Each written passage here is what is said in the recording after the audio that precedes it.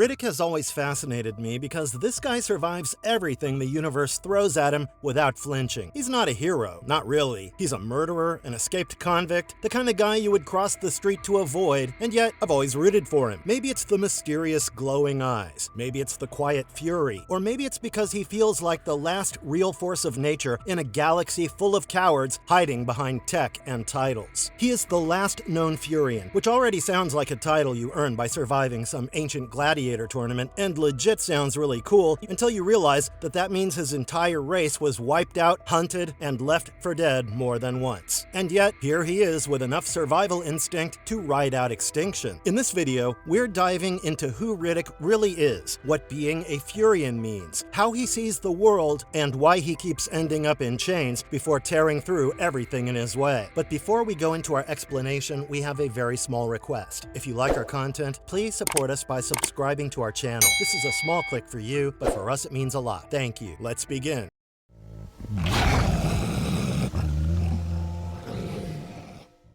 Who is Riddick, and what is his origin story? Riddick's story starts like a curse. His home planet, Furya, was this raw, war-hardened place where people weren't exactly singing lullabies to each other. But even by Furyan standards, Riddick was special. There was a prophecy that said a Furyan child would one day bring down the Lord Marshal of the Necromongers, a religious empire that forced planets to join their way or be destroyed. Not enough choices, you see? And that prophecy was enough to get Riddick marked for death even before he could walk. He was supposed to grow into a fighter like the rest of the Furyans, but fate didn't let him get that far. So the Necromongers, who ultimately learnt about the prophecy, came knocking, led by Lord Marshal Xylaw. And he wasn't only there to take out his competition, but to wipe out an entire generation. A genocide. Because, well, why take the risk? If they were Furyan, they gotta go. But Riddick survives. That was the first taste of the cruel world he was born in, and that pretty much shaped him for the rest of his life. Riddick grew up with a story in his head that his own mother tried to strangle him at birth and left his body in a dumpster behind a liquor store. That memory stuck and shaped his identity. He carried that anger and used it to fuel every fight, every escape, every moment when it came to his survival. For years, that lie shaped how he saw the world. It made trust feel like weakness and turned him into a man who expected betrayal from everyone. However, life did not get easier for him. He bounced through prisons, raised by a system that didn't care if he lived or died. He learned quick that nobody was handing out second chances, or even first ones really, and that mercy and hope were for suckers. By the time he was a grown man, Riddick had already killed enough people, not because he was evil or power-hungry, but because that's what survival looked like where he came from. He never saw himself as some chosen savior. In his head, he was just trying to keep his heart beating in a galaxy that kept trying to eliminate him every chance it got. It took decades, scars, and a trail of bodies for him to peel back the layers and see what really happened. He was Furyan by blood, and that's why he fights the way he does, why he's so hard to kill, and why the universe keeps dragging him into wars he never asked to be part of. Riddick didn't get to choose who he was, but trouble followed him like a shadow, and no matter how many times he walked away, he always ended up right in the middle of chaos. Somewhere along the way, he gets those famous shining eyes that let him see in pitch black. He tells people it was some sketchy prison surgery for a pack of smokes, but there's more to it. After all, he was forged in blood, dumped into a dead end, and left to crawl his way up. And whether he likes it or not, his story keeps dragging him back to where it all started. To Furya, to Necromongers, and to the prophecy that tried to kill him before he even opened his eyes.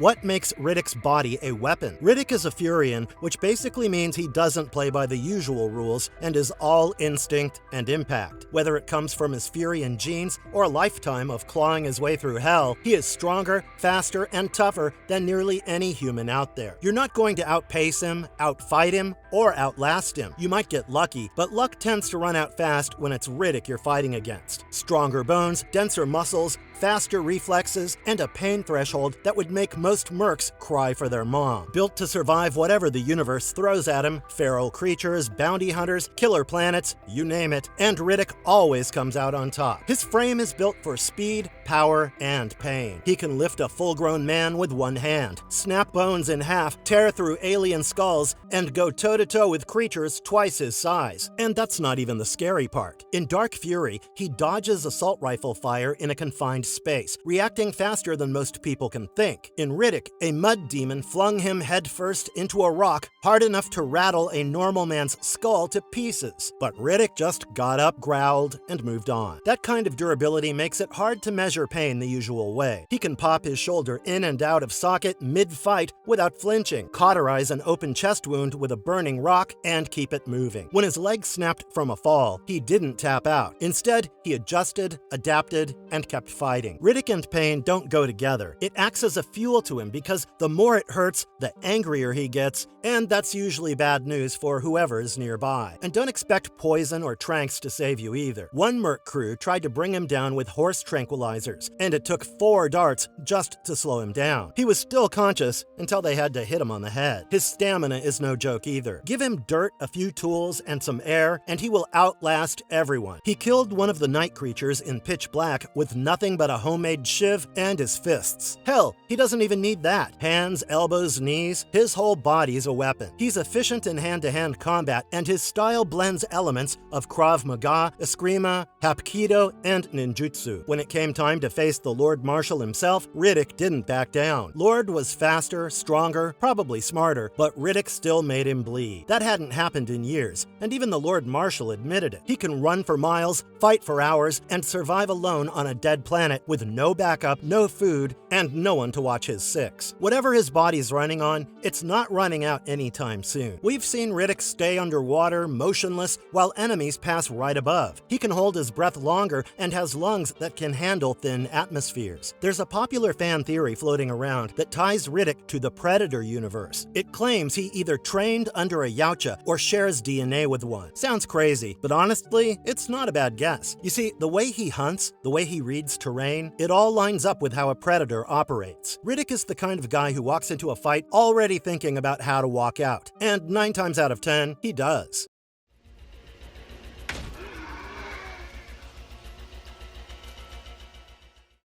How do Riddick's shining eyes work, and where did he get them? Riddick's eyes. Yeah, they glow like headlights in the dark and let him see perfectly in pitch black. It doesn't matter if it's a moonless wasteland or the belly of a prison planet. If there's anything moving, Riddick will spot it clear as day. Now, the story of how he got those eyes depends on who you ask, and maybe even when you ask him. In one version, from the old Flash comic on pitchblack.com, he picks up the shine during a stint in Ursa Luna, a deep, grimy prison full of tunnels where sunlight never hits. Down there, he runs into a group of inmates called Shiners, humanoids who already had their eyes modified to see in the dark. They call him Dark Eye, and after seeing what they can do, Riddick decides to get one of these. All he had to do was bribe a vet who normally works on cattle with a pack of cools he picked up from a guard. The procedure was rather medieval and involved cutting into his cornea and drilling into the eye socket to inject reflective material behind the retina. And by the time the vet's done with Riddick and wiping off the blood, Riddick was already planning his escape. But with the shine comes a downside. Those same eyes that cut through the dark mess him up in bright lights, and so he wears tinted goggles to keep from getting blinded. But the story had holes and was something he threw out so people would stop asking, and there are more versions floating around. In Chronicles of Riddick, we learn about She-Ra, a ghostly Furyan presence who visits Riddick in dreams. She explains that the night vision is part of who he is. It's a Furyan trait, buried in his blood, waiting to be pulled to the surface. The surgery didn't create it, but woke it up. It unlocked something that was already there, just waiting for the right trigger. That lines up with what we see in Escape from Butcher Bay, the official prequel game. After helping an old convict named Pope Joe recover his weird little radio that spouts religious static and necromonger sermons, Riddick gets stitched up in a hidden den. Joe gives him some escape tips, then mutters something cryptic, "Don't trust your eyes." And seconds later, Riddick hears a voice that was not Joe's, but something colder, stranger. This voice tells him he's been blind too long, and suddenly Riddick has the eyeshine. Turns out the voice belongs to She-Ra, and she was not just some hallucination. She had been nudging Riddick toward who he really is, unlocking bits and pieces of whatever's buried in his DNA. Only a few Furyans ever had that same silver gleam in their eyes, and the ones who did were warriors and figures of myth on Furya. And Riddick was the last one standing. Whether his eyes were opened by a scalpel, a spirit, or something in between doesn't really matter. They make him something different.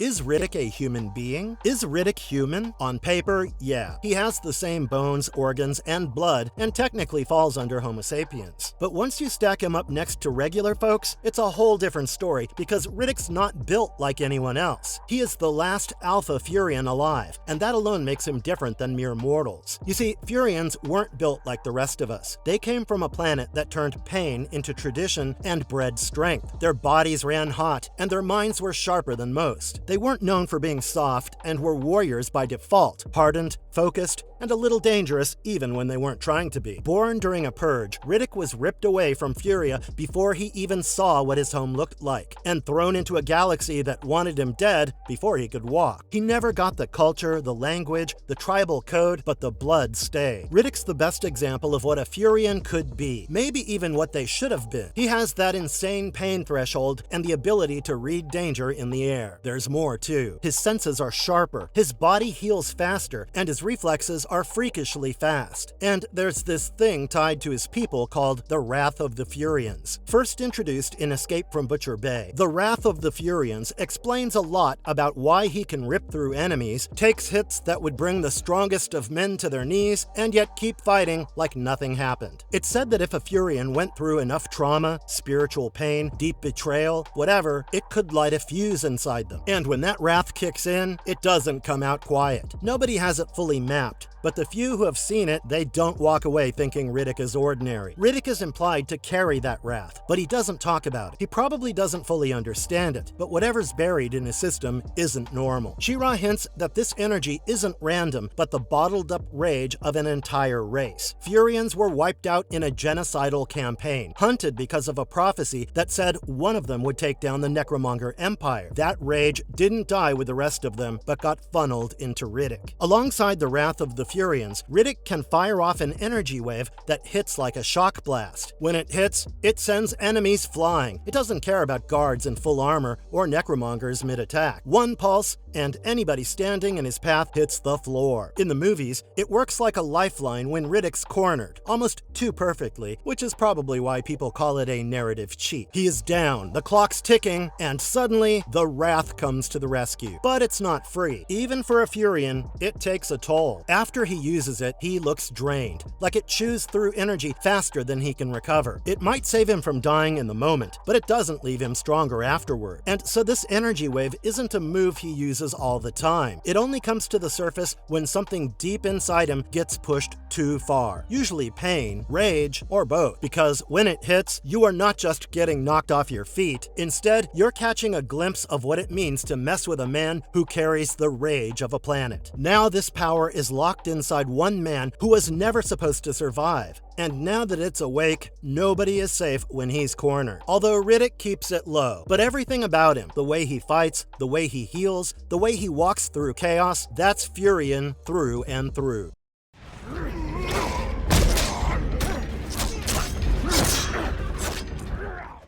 What happened to Furya, and why was Riddick targeted? For a guy who's been front and center in 3 movies, a couple of video games, an animated short, comics, and now a 4th film on the way, Richard B. Riddick still feels like a walking mystery. The guy has glowing eyes, a body built for war, and a past so scattered, you gotta really commit to connect the dots. But it's this mystery that makes him more fun to follow. Vin Diesel and director David Twohy have been building this offbeat, brutal little sci-fi saga for years. years, tossing out bits and pieces of Riddick's backstory. And now, with Riddick Furya on the horizon, it's looking like we'll finally get to dig into the thing that started it all, his home planet. What we do know is that Riddick came into the universe with a target on his back. Born on Furya, a planet full of hardwired survivors, Riddick's a Furyan, one of the last. 30 years before the events of the Chronicles of Riddick, a seer warned Xylaw, the Lord Marshal, that a Furyan boy would grow up to end him. So Xylaw didn't wait around and ordered an extermination. He sent his empire to wipe out Furya, specifically to strangle every newborn male with their own umbilical cords before they had a chance to breathe. One of those babies was Riddick, but he survived. Nobody knows how he got off-world or who pulled him out of that slaughter. His official records list his birthplace as unknown, which says it all. Riddick himself said he was raised by the penal system. That's where he learned to survive, behind bars, under threat, surrounded by police who saw him as a problem to be put down. He grew up believing his mother tried to kill him and dumped him into a trash bin outside a liquor store after trying to strangle him with his cord. That's what he believed because that's what people told him. A lie repeated enough times until it stuck. Something to keep a kid like Riddick quiet, confused, and full of self-hate.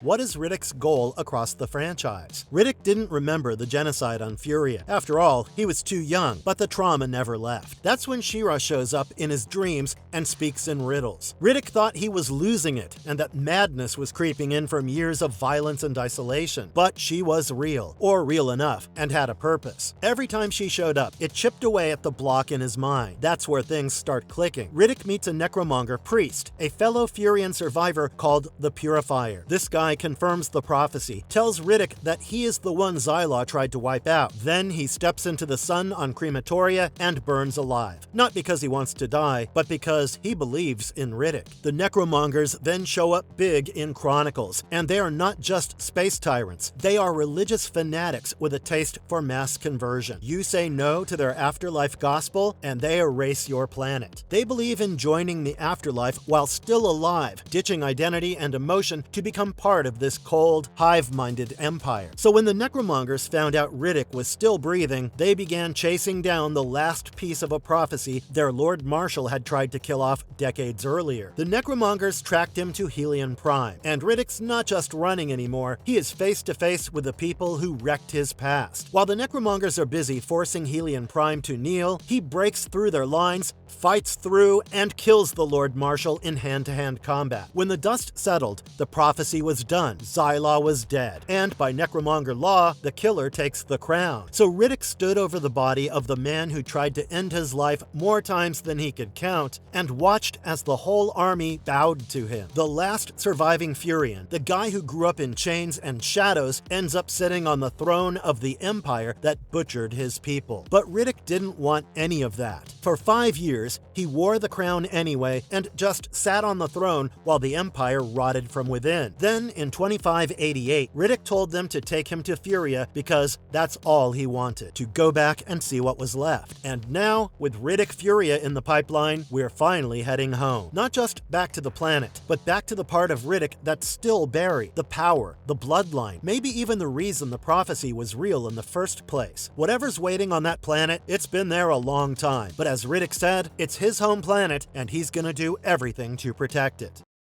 What drives Riddick psychologically? People throw the word sociopath at Riddick like it explains everything. True, he has a cold stare, a long rap sheet, and never apologizes, but the dude began suffering the moment he opened his eyes. He's been hunted, locked up, betrayed, and left to rot more times than he can count. And after a while, that kind of life doesn't leave you with warm feelings. The world has taught him that only the toughest survive, and if you're not sharp, you get chewed up. He's called himself an animal more than once, and that's probably the closest thing to honesty you'll get out of him. His whole life has been one long survival drill. He's felt the Furyan rage since before he had a name for it, and it's gnawed at him. And over time, it wore down the soft edges. Things that made him humane, empathy, trust, guilt, all chipped away. Because even in this chaos, he has his own rules, and they are pretty simple. Don't kill without reason. Don't screw over the weak, and never fake trust. You earn your place around him because if you lie, betray, or use people, he sees sees through it, and it's not going to end well for you. He can smell manipulation a mile away and doesn't play well with liars, tyrants, or cowards. But when he gets close to someone, real close, they become part of his fight, and he will die to protect them. That's what happened with Jack and later Kira. Same with the alien dog on that scorched planet. He saved them when no one else would. He's drawn to outsiders, people on the fringes, probably because that's where he's lived his whole life. Riddick's own head is a battleground for him. On the outside, he's all steel and silence, but deep down, there's a lot more going on. There's this quiet, buried part of him that wants connection and won't admit it. The way he remembers Kira years after she's gone, and the way he hesitates when a mom asks him to stay. He doesn't say much, but you can feel it in the silence. The way he looks out at a planet and doesn't see a target, but a home he yearns to go back to. That longing sits right behind the rage, and it eats at him, because the moment he opens that door, he risks getting burned again because he knows how that ends. So he stays distant and lonely on purpose. It's safer to be feared than to be needed, safer to survive than to belong. So no, Riddick never was a mindless sociopath. Instead, everything he does is rooted in survival and scars. And while he might look like he doesn't care, the truth is, he cares more than he wants to admit.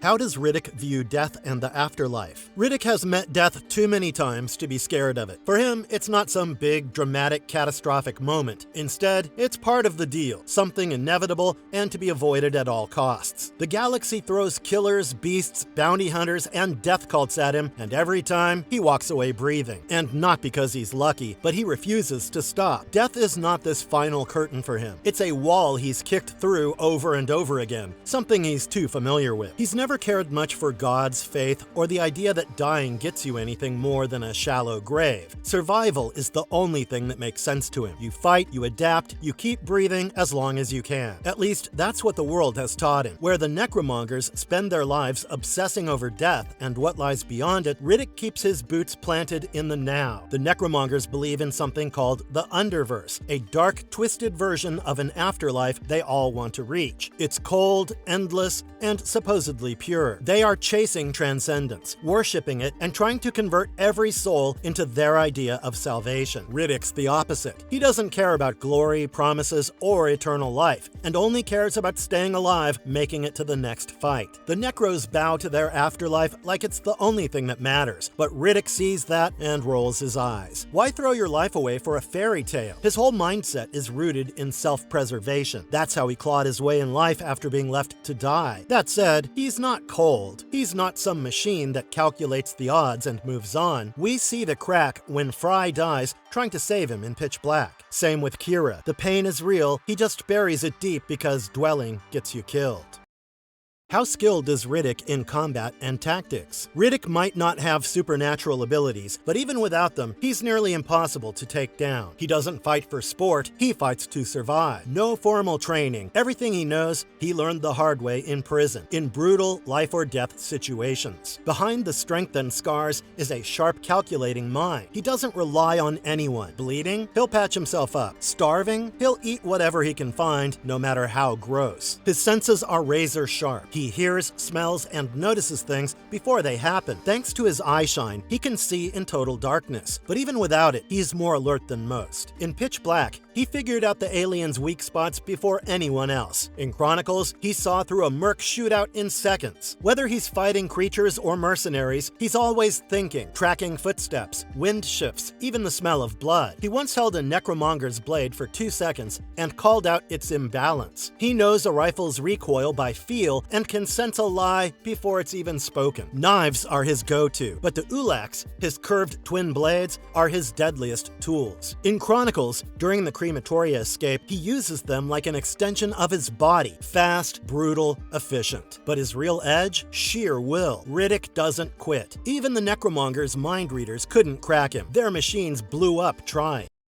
Marvelous verdict. That's Riddick in all his Furyan glory. Built for war, but somehow still guided by his own strange sense of right and wrong. He's not your typical sci-fi lead. No clean backstory, no clear moral compass. He is the last Furyan. And even if no one really knows what that means, it still feels important. He's not trying to save the galaxy. He just wants to live the way he chooses. And if that means tearing through monsters or mercs to do it, then that's exactly what he'll do. I guess breaking him down made me realize why he's more than just a cool set of goggles and knives. He's a survivor, and as long as there's something to break out of or something dangerous to outsmart, Riddick's story isn't done. Honestly, I'd follow that story into the dark any day. Thanks for watching. If you enjoyed this, like the video and subscribe for more. And if you liked our content, don't forget to leave a like and subscribe to us if you haven't already. Have a good one and be safe. Thanks, everyone.